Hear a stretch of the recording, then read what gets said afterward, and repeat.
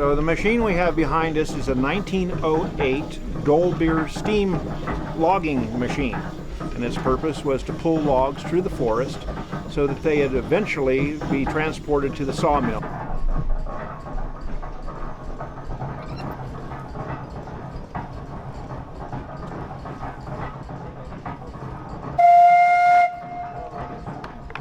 So this steam engine operates essentially by a wood fire boiling a steep kettle full of water, creating steam.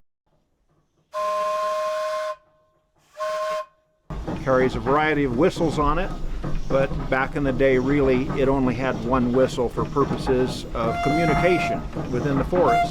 If there was a need for communication over the side of a hill, they would have what's called a whistle punk, a small boy that had a wire that was attached to the whistle, and he would watch the logging operation below and then pull the whistle at the right time so that the steam engineer could engage the machinery and pull the log up from an area where the engineer couldn't exactly see it.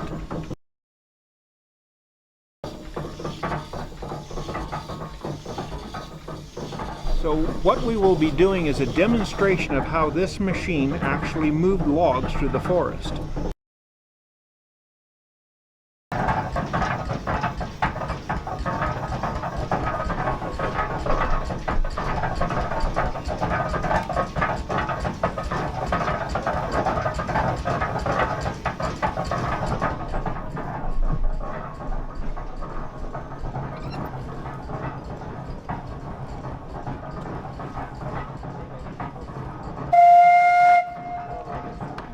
Essentially, the loggers would drop the trees, and this machine would roll the logs into two-pole chutes, which is basically a road through the woods.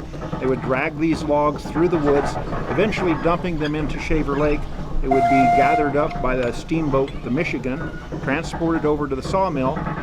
The sawmill would then cut them into boards. The boards would then be dried, and after a period of time, when they had sufficient buoyancy, they would kick them into the flume. And then the flume was 42 miles long and would reach Clovis 6.5 hours later. So at the turn of the century, this was the latest and greatest technology. And so for 108 years old, it's a pretty fascinating machine.